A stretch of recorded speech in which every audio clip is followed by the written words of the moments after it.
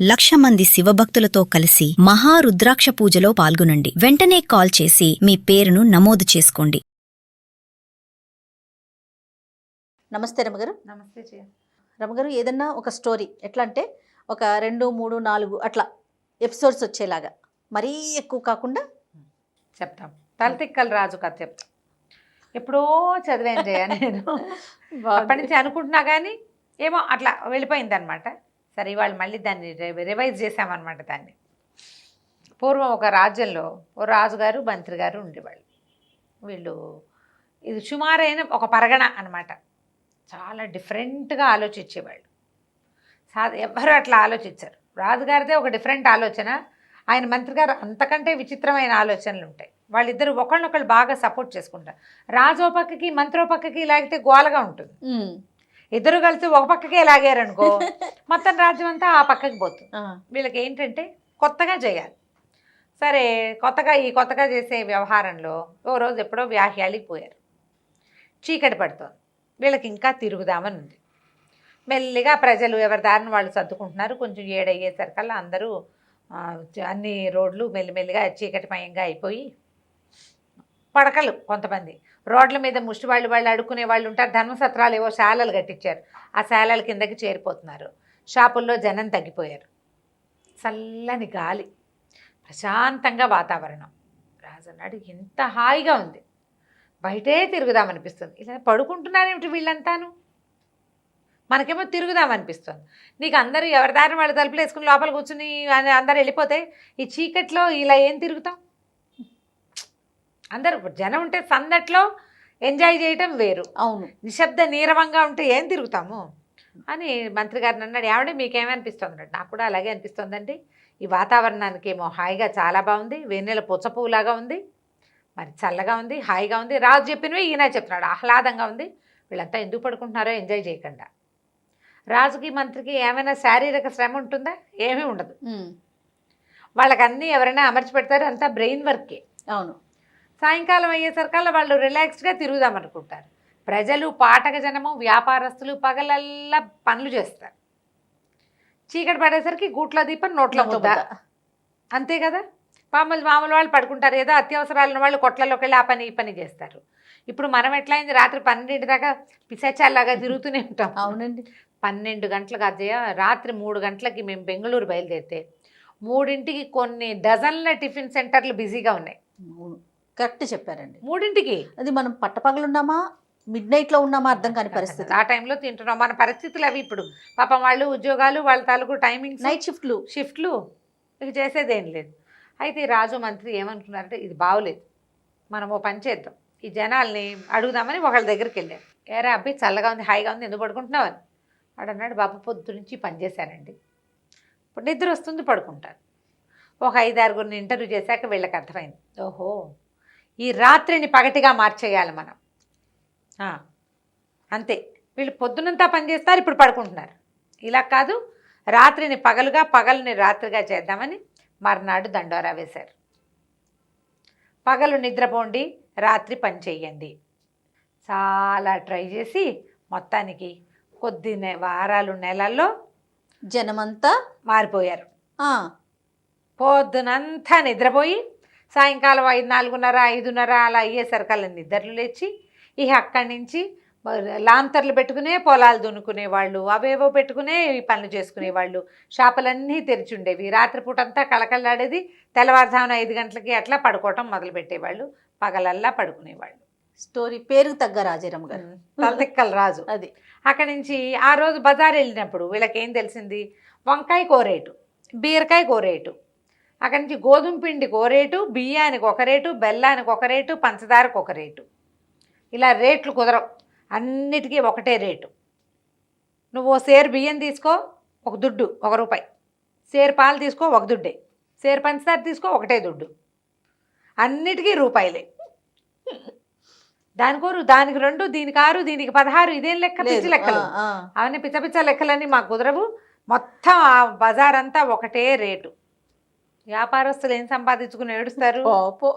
సరే, ఈ దుడ్డు లెక్క పెట్టించారు. మాకు డబ్బులు చాలవంటే వీళ్ళు కావాలంటే మేము ఇస్తామంటాడు రాజు, ప్రజలు ఇబ్బంది పడకూడదు అని ఈ ఏర్పాటు చేశాడు. ఇట్లా రాత్రిని పగటిని చేశారు. అన్నిటికీ ఒకటే రేటు చేసి హాయిగా ఉన్నారు రాజు మంత్రి. మనం చాలా బాగా చేసాం, మనం కదా డిఫరెంట్గా చేసాం, వేరే రాజ్యాల వాళ్ళతో పిచ్చి వెధవులు, మనం సరిగ్గా చేస్తున్నాం అనుకున్నారు.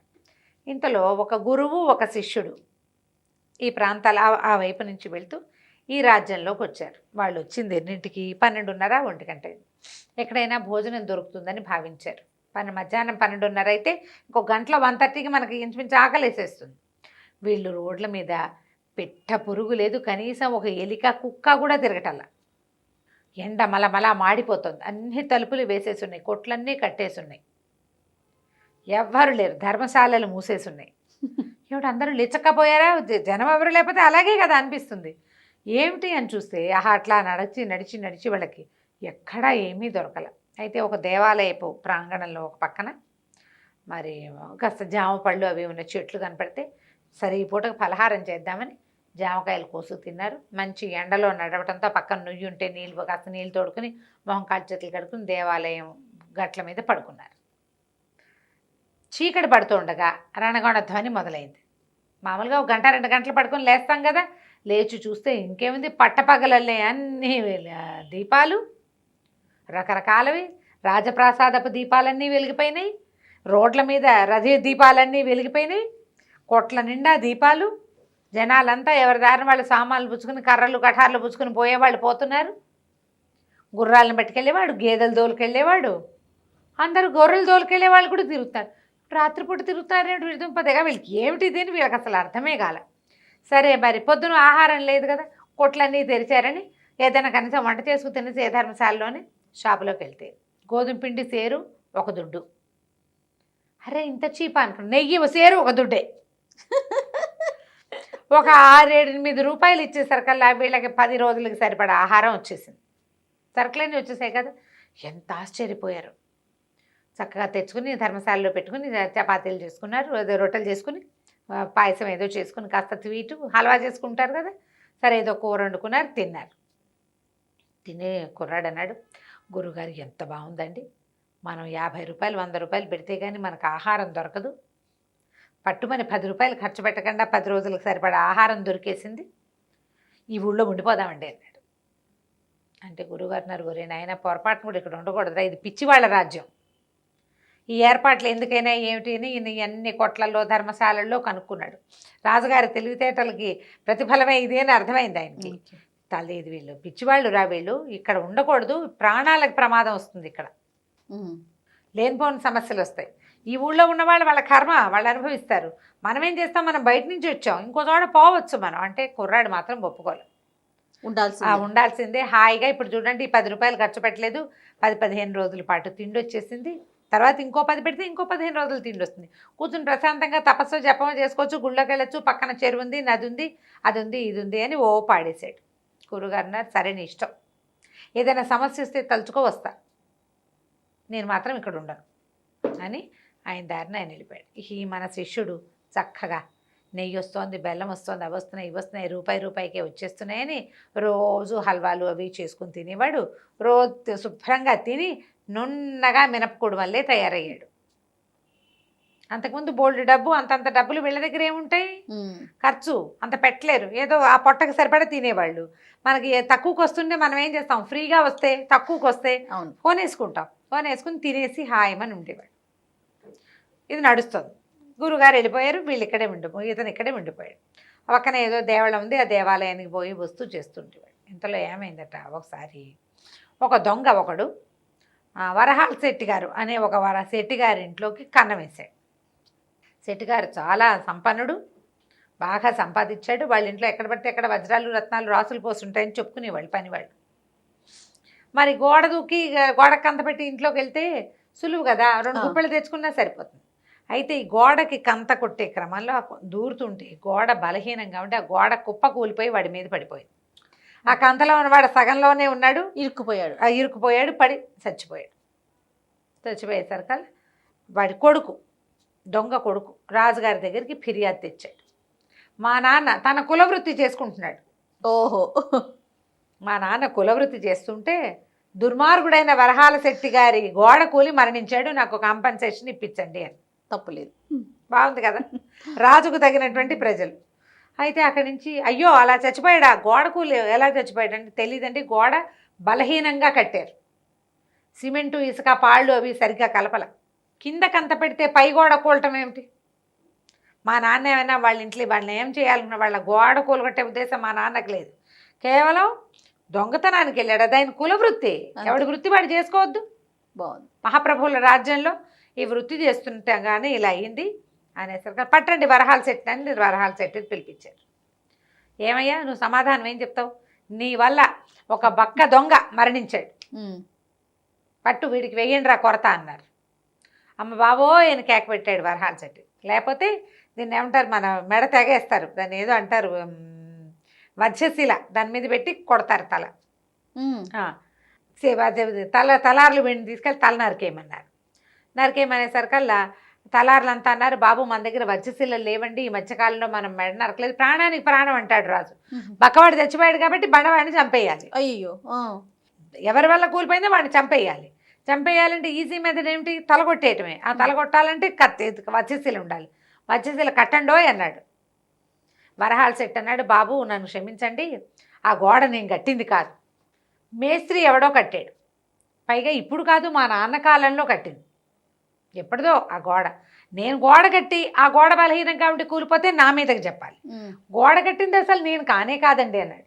ఎవడు కట్టాడు గోడ, ఒక మేస్త్రి కట్టాడు, ఆ మేస్త్రి ఉన్నాడా అంటే వరహాల శెట్టి పుట్టకల్లాడు కట్టిన గోడ అది, అప్పటికి ఉన్న మేస్త్రి ఇప్పుడు ఏమవుతాడు, వరహాల శెట్టికి 40 ఏళ్ళు వస్తే ఉన్నాడు ఆయన ఒక బక్క మేస్త్రి, ఉన్నాడు ముసలాడు, ఉండేసరికి ఏమన్నారు వీళ్ళు, మరి వెళ్ళి మేస్త్రిని పట్టండి అని మేస్త్రిని పుచ్చుకొచ్చారు. నువ్వు ఒక గోడ బలహీనంగా కట్టడం వల్ల ఒక ప్రాణం పోయింది, అసలు మేము వరహాల శెట్టిది తప్పని అతనికే శిక్ష వేసాం, పాపం నీ వల్ల ఒకడు చచ్చిపోయిగా ఇంకొకడు చావడానికి సిద్ధమయ్యాడు, నీ సమాధానం ఏమిటి, వీడి మడి నరకేండ్రా అన్నారు. మేస్త్రి లబో దిబో మొత్తుకున్నాడు, బాబు ఏనాడో కట్టానండి, అప్పుడు నేను వయసులో ఉన్నానండి, అవాళ ఆ గోడ కట్టే రోజునండి, ఆ గోడ కట్టే సమయంలో ఒక నర్తకి ఒక ఆవిడ ఈ రోడ్డంటే తిప్పుకుంటూ తిరిగేదండి, ఆవిడ గజ్జలు కంకణాలు మోగేవి, అవి విని విని చూసి ఎంతసేపు దాని మీదే ధ్యాస ఉండి గోడ కట్టేశాడు అని చెప్పాడు. ఇప్పుడు నర్తకిని తేవాలి, ఈయన యంగ్ ఏజ్లో ఉన్నప్పుడు చూసిన నర్తకి ఇప్పుడు ఎలా ఉంటుంది, ఆవిడ పట్టరమన్నారు, నర్తకిని తెచ్చాక ఏమైందో వచ్చే భాగంలో తెలుసుకుందాం. పేరుకు తగ్గ రాజరమ్మ గారు కదా, సూపర్, అసలు ఎక్సలెంట్, చాలా బాగుందండి. మళ్ళీ చెప్దాం మిగిలిన కదా. రైట్ రమ్మగారు, నమస్తే. రమ్మగారు మనం తలతిక్క రాజు సిరీస్లో ఉన్నాం, ఫస్ట్ ఎపిసోడ్ ఒకటి చెప్పారు, గోడ కూలిపోయింది, చనిపోయాడు, ఒక అందాల నర్తకి ఒక ఆవిడ తిరిగింది కాబట్టి మా నాన్న చనిపోయాడు, మా నాన్న దానివల్ల అని సరే నర్తకిని పిలుచుకురమ్మన్నారు రాజుగారు. నర్తకి వస్తే ముసలి మా అమ్మ, సరే మరి ఏం చేస్తారు, ఆ రోజు ఈవిడే తిరిగింది, ఏమమ్మా ఏమిటి నీ సంగతి, నువ్వు ఫలానా రోజు ఫలానా కాలంలో నువ్వు ఇలా అటు ఇటు ఆ సందులో ఆ గోడ కడుతున్న వారం రోజులు తిరిగావా లేదా, అయ్యా మరి తిరిగానండి, నువ్వు అలా ఒయ్యారాలు పోతూ తిరగటం వల్ల, నిన్ను చూస్తున్నటువంటి తాపీ మేస్త్రి సరిగ్గా గోడ కట్టకపోవటం వల్ల ఒక బక్క దొంగ చనిపోయాడు, దీనికి నీ సమాధానం ఏంటి, పట్టు నేను మేము ఉరిదీస్తాను లేకపోతే నీ మెడగా తరిగేస్తామన్నారు. ఆవిడ తెల్లబోయి, బాబు నేను అసలు రోడ్డు మీద తిరిగేదాన్ని కానండి, నేను ఆ తిరగడానికి కారణం కంసాలి వీరస్వామి, అతనికి ఆభరణాలు చేయటానికి బంగారం ఇచ్చానండి, బంగారం ఇస్తే ఇవాళ రేపు అని తెగ తిప్పాడండి, రోజు తిప్పించుకున్నాడు, నేను రోజు ఆ దారింటే పోయి వీరస్వామి దగ్గరికి వెళ్ళేదాన్ని, మళ్ళీ ఆ దారింటే తిరిగి వచ్చేదాన్ని, మరి ఆడవాళ్ళం నగలేసుకుంటాం కదండి, నడుస్తుంటే గల్లు గల్లు గిల్లు గిల్లు అంటాయి, గాజులు గిల్గిల్లు అంటాయి, కాళ్ళే పట్టీలు గల్లు గల్లు అంటాయి, అంతేగాని ఆ మేస్త్రిని చూసి నేను తిరగలేదండి, ఆయన చూసి ఉయ్యారం పోల, సహజంగా నా నడకంతేనండి, నడిచి చూపించింది. ముస్లిం అమ్మాయినా ఆవిడ అలాగే నడుస్తుంది ఉయ్యారంగా, ఆభరణాలు శబ్దాలు చేస్తున్నాయి. అప్పుడు రాజుగారు, అది అసలు సంగతి, ఊరికే ఆడాళ్ళు ఎందుకు తిరుగుతారు, ఆవిడేదో పని మీద తిరిగింది, ఒక ఆడదాన్ని వారం రోజుల పాటు తిప్పించుకున్నాడంటే పట్టండి కంసాలి వీరస్వామిని అన్నారు. వీరస్వామి ఏదో శుద్ధి పెట్టి కొట్టుకుంటున్నాడు, ఆడు ముసలాడే పాపం, తీసుకొచ్చారు. తీసుకొచ్చేసరికల్లా వీరాస్వామిని నిలదీశారు. నువ్వేమిటి వస్తువులు బంగారం ఇస్తే వస్తువులు చేయవా? అయ్యా ఎందుకు చేయనండి, అప్పుడు చేస్తున్నా ఇప్పుడు కూడా చేస్తున్నానండి అన్నాడు. మరి ఫలానా ఈవిడ అందగత్తె ఆ రోజుల్లో ఆ రోజుల్లో ఈ ఫలానా చిత్రావతి ఆవిడని ఎందుకు తిప్పుకున్నావు నువ్వు? వారం రోజులు తిప్పావుట నువ్వు అంటే, బాబు మరి ఏం చెప్పాలంటే ఈవిడ ఎందుకు తిరిగిందంటే, అప్పట్లో ఒక పెద్ద ధనవంతుడు నాకు బోళ్ళంత బంగారం ఇచ్చాడు. ధనవంతుడి సంగతి మీకు తెలుసు కదా, ఒక వస్తువుకి 10 రూపాయలు అంటే 20 అయినా ఇస్తే రేపటికి కావాలంటాడు. ఆయన తన కూతురు కోసం బంగారం చేస్తున్నాడు, పిల్ల పెళ్ళి. వాళ్ళు 1000 కాసుల బంగారం ఇచ్చారు. 1000 కాసులు ఇంత ముద్ద. ఆ ముద్దని కరిగేయాలి, ముక్కలు చేయాలి, చిన్న చిన్న ఆభరణాలు చేయాలి, ముక్కు పుడక దగ్గర నుంచి వడ్డాణం వరకు బోల్డన్ని ఆభరణాలు చేయాలి, 7 వారాల నగలు చేయాలి. ఆయనేమో 10 రోజుల్లో కావాలన్నాడు. అదే సమయంలో మన ఈ చిత్రావతి కూడా బంగారం ఇచ్చింది. డబ్బున్న వాళ్ళ సంగతి మీకు తెలియందేముంది, వాళ్ళు పని ఇవ్వవలసిందే కానీ వేరే వాళ్ళ పని చేస్తే వాళ్ళు ఒప్పుకోరు. వాళ్ళ పనిలో ఉండి ఈవెన్ తిప్పుకున్నాం. సరే, ఎవరు నీకు ఇచ్చిన అలా ఒళ్ళు బలిసిన వ్యాపారి, వాడి వల్ల కదా ఇలా జరిగింది. వాడు బలవంత పెట్టకపోతే చిత్రావతి పని అయ్యేది, ఆమె తిరిగేది కాదు. ఆమె తిరగకపోతే మేస్త్రి గోడ బాగా కట్టేవాడు, గోడ బాగా కట్టుంటే ఇల్లు దొంగ చచ్చేవాడు కాదు. ఎక్కడి నుంచి ఎక్కడికి వెళ్ళిందో చూడండి. అక్కడి నుంచి ఎవడంటే వరహాల శెట్టి గారి నాన్నగారండి అన్నాడు. వరహాల శెట్టిదే కదా ఇంటి గోడ ఇంతకి అనగానే, అమ్మ నేను ముందే అనుకున్నాను వరహాల శెట్టి ఒళ్ళు బలిసినవాడు, వాళ్ళ నాన్నకి మరీ బలుపు అంచేతే కదా ఇలా జరిగింది. పట్రా ముందు వరహాల శెట్టిని పట్టుకురండి అని. వరహాల శెట్టి లబో దిబోం అన్నాడు. కానీ ఇక వదిలిపెట్టలా రాజుగారు. నేను ముందు నుంచి నీ మీదే నాకు అనుమానంగా ఉంది, నీ వల్లే ఇది. మీ నాన్న బలుపు, మరి మీ నాన్న డబ్బు బంగారం అంతా నీకేగా ఇచ్చాడు. మీ నాన్న చేసిన తప్పుకి శిక్ష నువ్వు అనుభవించవా? మీ నాన్న అప్పులు నువ్వు తీర్చాలి కదా, మరి మీ నాన్నకు పడాల్సిన శిక్ష నువ్వు తీసుకోవాలి. పాయింట్ అర్థమైంది. మీ నాన్న ఇన్హెరెంట్గా ఇచ్చిన ఇల్లు తీసుకున్నావు, నువ్వు ఆ గోడని సరి చేయించుంటే ఒక రకంగా ఉండేది. ఆ ఇల్లు నువ్వు తీసుకోకపోతే ఈ నేరం నీది కాదు, నువ్వు తీసుకున్నావు కాబట్టి మీ నాన్న తప్పుకి ప్రతిఫలం నువ్వు అనుభవించవలసిందే. పట్టండి వీడిని మెడ నరికేయండి అన్నాడు. అప్పుడు అదే పద్ధతి అనమాట, మెడ తరగటం. ఆ ఉత్తరించడానికి వజ్రశిల ఒక పెద్ద గట్టు లాంటిది కడతారు, మధ్యలో ఇట్లా ఇలా చిన్న స్లోప్ ఉంటుంది, అక్కడ తలబెట్టించి అట్టించి కొడతారనమాట. బాగుంది పాయింట్. అయితే 2 పక్కల గట్లు ఉండాలి, మధ్యలో ఇట్లా అర్ధచంద్రాకారం ఉండాలి, అక్కడ తల పెట్టిస్తారు. సినిమాల్లో ఈ మధ్య కనబడుతున్నాయి, గుర్తు చేసుకోండి, మీకు జ్ఞాపకం వస్తుంది. సరే, మనకు లేదు వజ్రశిల, ఇప్పటిదాకా లేదు, మనం అలాంటి శిక్షలు వేయలే. ఇలా ఒకటి దుర్మార్గం వల్ల ఇంకోటి చనిపోవడం ఇప్పుడే జరిగింది రాజుగారు గద్దెక్కాక. సరే, అది వజ్రశిల ముందే మాట్లాడుకున్నాం కదా వజ్రశిల లేవని. ఈ లోపల తయారైంది. తయారయ్యాక మన వరహాల శెట్టికి వేసేయండి అన్నారు. మంత్రి గారు పోయి వజ్రశిలని పరామర్శించడానికి చూసి రావడానికి ఏమనాలి దాన్ని ఇన్స్పెక్షన్కి వెళ్ళాడు. తీరా చూస్తే ఆ మధ్యలో కంత ఉంది కదా, అది ఆ మాత్రం ఉంది. అట్లా వరహాల శెట్టి చూస్తే కొంచెం సన్నటి మనిషి, వాడిది ఇంతే మెడ, పెద్ద ఇది ఇంత మెడ కావాలి. అంత పెద్దవాడు కాదు వరహాల శెట్టి, కొంచెం పర్వాలేదు, తండ్రి కదా, ఈ మెడ ఇంత ఉండాలి. అక్కడి నుంచి ఈ రాజుగారి దగ్గరకు వచ్చి, చాలా అవమానకరంగా ఉందండి, ఆ వజ్రశిలేమో ఇంత పెద్దది కట్టాం, వీడిదేమో బక్క మెడ, వీడి మెడ అందులో ఇది కాదు అనేసరికి రాజుగారు అంటే శిక్ష ఆగడానికి వీల్లేదు, అందులో పట్టే సైజు మెడను వాడిని ఎవడైనా తెచ్చైనా సరే శిక్ష చేయండి. మనం ఒక ఆర్డర్ చేసాం, ఆర్డర్ అయిపోవద్దు, అది ఎవరైనా సరే ఆర్డర్లు ఆగిపోతే ప్రజలకి ఎలాంటి సందేశం వెళ్తుంది? రాజుగారు ఆర్డర్లు ఆపేస్తాడంటారు. ఇప్పటికి ఇన్ని చుట్లు తిరిగి చివరికి శిక్ష ఖరారు చేసాం. మొదట ఏం చెప్పాం? ఈ బక్క దొంగ మరణానికి కారణమైన వాడి మెడ ఉత్తరించేస్తానని ప్రతిజ్ఞ చేశాం. మాట నిలబడాలి. ఎవడో ఒకటి మెడ ఉత్తరించాల్సిందే. మరి సరిగ్గా ఈ అర్ధచంద్రాకారంలో పట్టే మెడ ఉన్న వాడిని ఒకడిని మగవాడిని తీసుకురండి అన్నారు. వరహాల శెట్టిని పక్కన పెట్టారు. అమ్మయ్య, ప్రస్తుతానికి ఇక రాజభటులు రోడ్డు మీద పడ్డారు. ఈ అర్ధచంద్రాకారాన్ని వెతకడానికి తిరిగి తిరిగి తిరిగి తిరిగి మన శిష్యుడు ఉన్నాడు కదా, రూపాయికే వచ్చేస్తోంది బాగా రోజు హల్వా చేసుకుని తిన్నాడు, గుండ్రంగా ఉన్నాడు. ఆయన్ని పట్టుకున్నారు. ఆయన పట్టుకుని తీసుకొచ్చారు. నన్ను ఎందుకు పట్టుకుంటున్నారు అయ్యా అంటే, మాకు తెలీదు, నువ్వు లావుగా ఉన్నావు, నీ మెడ మా శిలకు సరిపడా ఉంది. కాంతపోయాడు, ఇదేం గోలా, అన్యాయం ఇదేమిటి, ఎవడో ఏదో చేస్తే నన్ను చేయటం ఏమిటి? తీసుకొచ్చారు. తీసుకొచ్చాక ఆయన అన్నాడు, బాబు నన్ను వదిలేయండి, నేను ఏదో తపస్సు జపం చేసుకునేవాడిని, గుళ్ళోకి వెళ్తాను, వంట చేసు తింటా తప్పిస్తే నా తప్ప ఏం లేదండి, మీ రాజ్యంలో అన్నీ తక్కువ రేటుకు వస్తున్నాయని ఇక్కడ ఉన్నాను, అంతకంటే మరేమీ లేదు. ఎందుకండి అంటే, మేము శిక్ష వేసాం, అది రేపొద్దున అమలు పరచాలి, ఆ రేపొద్దున అమలు పరచడానికి సరిపడా మేడ ఉన్నవాడివి నువ్వు దొరికావు అంతే. నిర్ఘాంతపోయాడు. గురువుగారు మొదటి రోజే చెప్పారు కదా, ఇలా పిచ్చివాళ్ళ రాజ్యం రా, ఇందులో ఉండకూడదు అని. అవును, అనవసరంగా ఇక్కడికి వచ్చానని ప్రాణం మీదకి తెచ్చుకున్నాను. ఏం చెయ్యాల జయ, ఇది 3వ భాగం రాదు, అయిపోతుందా తెచ్చిపడేసి. ప్రాణం మీదకి తెచ్చుకున్నాను, ఏం చెయ్యాలి ఆలోచించి గురువు గారిని తలుచుకుని ఏడవటం మొదలెట్టాడు. గురువు శిష్యుడు అంటే గురువు మాట వినాలి.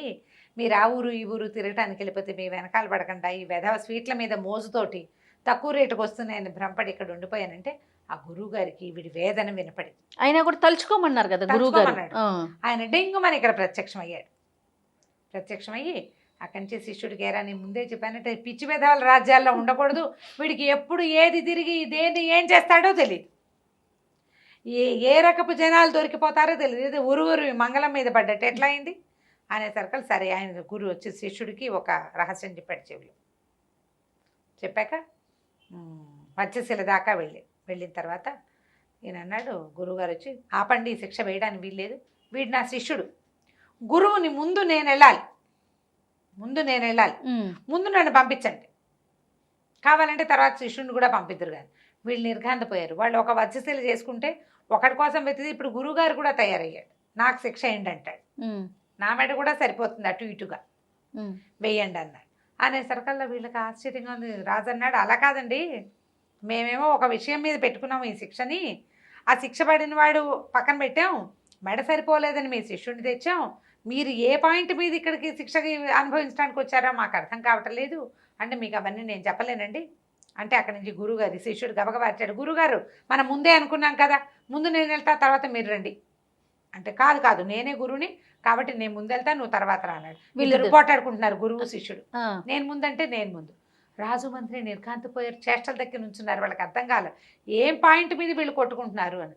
కాదండి మీరు మహాత్ములు సర్వజ్ఞులు, మీరు రాజుగారికి విషయం చెప్పాలి కదా, ఏమిటి విషయం చెప్పండి అంటే ఈయన ఏం చేశాడు గురువుగారు, ఈ రాజుగారిని మంత్రి గారిని పక్కకి తీసుకెళ్ళి, అలా కాదండి నేను చాలా తపశక్తి సంపన్నుని మీకు తెలుసు కదా, నా శిష్యుడు కూడా అంతటి వాడే, మేము ఈ దేశానికి నుంచి వెళ్ళేటప్పుడే మేము నిర్ణయించుకున్నాం, ఈ ప్రాంతంలో కనుక మరణిస్తే చాలా అత్యద్భుతమైన ఫలితం లభిస్తుంది. ఈ రాజ్యంలో ఎవడైతే కొత్తగా కట్టిన మత్స్యశిల మీద మరణిస్తాడో, ముందు మరణించిన వాడు రాజు, తర్వాత మరణించిన వాడు మంత్రి అవుతారు, మళ్ళీ పునర్జన్మలో ఇక్కడికే వస్తారు. ఓహోహో, ఈ రాజ్యం చాలా బాగుంది, మీవి అద్భుతమైన మెథడ్స్, మీ దగ్గర ఉన్నంత అద్భుతమైన మెథడ్ ఇంకెక్కడా లేదు, మేము ఎన్ని దేశాలు చూసాం, మీలాగా రాత్రి పగటి చేయగలిగిన వాడు ఎవడైనా ఉన్నాడు లోకంలో. తప్పు దొంగతనం చేసిన వాడు చచ్చాడని వదిలేయకుండా వాడు చచ్చిపోయినందుకు శిక్ష వేసేవాడే ఎవడు ఉండడు, మీలాంటి మహానుభావులు మీరేనండి. పైగా మత్స్యశిల, కొత్త మత్స్యశిల అంటే యమస్థానం, అది ఇక్కడ మరణించిన వాడు రాజు అవుతాడు మొదట అనగానే మంత్రి రాజు ఆలోచించుకున్నారు, మన రాజ్యం వేరే వాళ్ళ చేతుల్లోకి వెళ్తే ఎట్లా, ఇప్పుడు చచ్చిపోయి మళ్ళీ పుట్టి మనమే రాజు మనమే మంత్రి అవ్వాలి, అందుకని నువ్వు నేను ఇద్దరం పోదాం, నమస్కారం, నువ్వు నేను ఇద్దరం వెళ్ళిపోదాం, ఇలాగే నేను రాజు అయిపోతా నువ్వు మంత్రి అయిపోదు కానీ ఏమంటావంటే మంత్రి గారు శభాష్ అన్నాడు. తగ్గ మంత్రి, ఇప్పుడు కూడా మీరు నన్ను నీ వెనకాలే ఉంచుకోవాలనుకుంటారు మహాప్రభు, మీ అంతటి వాళ్ళు మీరేనండి, సరే మనం వేయించుకుందాం శిక్ష ఇచ్చాలంటే మరి తలార్లు రాజుని మంత్రిని నరకమంటే నరకరు కదా. అప్పుడు ఆలోచించుకుని మనం ఓ పని చేద్దాము, వీళ్ళిద్దరిని పంపేసి వీళ్ళ వేషాలు అలాగే జీబు గడ్డం అవి పెట్టుకుని వెళ్దాము, మొహాలకి ముసుకేసేద్దాము అని చెప్పారు. జీబు గడ్డాలు పెట్టుకుంటే అంత వర్కౌట్ కావాలి, అందుకని ఏం చేశారు, మొహాలకి ముసుకేసి వాళ్ళకి ఏం చెప్పారు, తలార్లకి ఇద్దరు వస్తారు, ముందు వచ్చిన వాడిని తల మొదట నరకండి, రెండో వాడి తల రెండోసారి నరకండి అని చెప్పి ఏం చేశారు, గురువుని శిష్యుడిని వదిలిపెట్టేసి పక్కకు పెట్టేసి వీళ్ళిద్దరు ముసుగులు వేసుకుని పోయారు. బట్టలు మాత్రం గురుగారి బట్టలు ఒకడు శిష్యుడి బట్టలు వేసుకున్నారు, మొహాలేమో సంచులతో కవర్ చేసుకున్నారు. వీళ్ళు పోయారు, ఒకళ్ళ వెనకాల ఒకళ్ళు, రాజుగారిని తల ముందు మంత్రి గారి తల వెనకాల ఉత్తరించారు. ఉత్తరించిన తర్వాత కవర్లు తీసి చూస్తే ఏముంది, ఒకటి రాజుగారి మొహం, రెండోది మంత్రి గారి మొహం, నిర్ఘాంతపోయారు. ఇప్పుడు ఏం చేయాలి, రాజు మంత్రి ఇద్దరు చచ్చిపోతే ఊళ్ళో వాళ్ళంతా కల్లోలం అయిపోయింది రాజ్యం అంతా. వాళ్ళలో పెద్దవాళ్ళు, నగర పెద్దలు, సైన్యాధికారి అంతా వచ్చి సాధువు గారి కాళ్ళ మీద పడ్డారు. ఏం చేయమంటారు, బాబు మీరు ఏం మాయ చేశారో తెలీదు, మీరు వచ్చిన పావు గంటలోనే మొత్తం కథ అంతా మారిపోయింది, మరి ఇప్పుడు ఏమిటి మా రాజ్యం పరిస్థితి అంటే, మీరు ఉండండి, మీరే రాజభారం వహించండి అంటే ఆయన ఒప్పుకోలే. మీ దగ్గర అన్ని దిక్కుమాల పద్ధతులు, ఈ పద్ధతుల్లో మేము ఉండమన్నారు. అనేసరికి నగర పెద్దలంతా అన్నారు, మేము కొన్ని సంవత్సరాలుగా ఇతను ఇట్లా అలవాటు చేశాడు కాబట్టి ఇలా అయ్యాం, మీరు ఏది అలవాటు చేస్తే దానికే అలవాటు పడతాం, తర్వాత చూసుకుందాం, ఓ సంవత్సరంలో మొత్తం మార్చేస్తాం, ఖర్చులు నగరంలో జరిగేటువంటి వాణిజ్యాన్ని మార్చేద్దాం, ఈ రాత్రి పగలు వ్యవహారాన్ని మార్చేద్దాం, దయచేసి మీరు ఉండిపోండి అని బతులాడితే మంత్రి శిష్యుడేమో రాజు అయ్యేలాగా, గురువుగారేమో మంత్రి అయ్యేలాగా సలహా ఇవ్వడం కోసం ఆ రాజ్యంలోనే ఉండిపోయి దాన్ని మొత్తానికి రాత్రిని పగటిని చేసేసి ఫుల్ సెట్ చేసి పెట్టారు. తలతిక్కల రాజు కథ సమాప్తం. చాలా బాగుంది రమ్మ గారు, చాలా బాగుంది కదా. సూపర్. నమస్తే రమ్మ గారు. నమస్తే.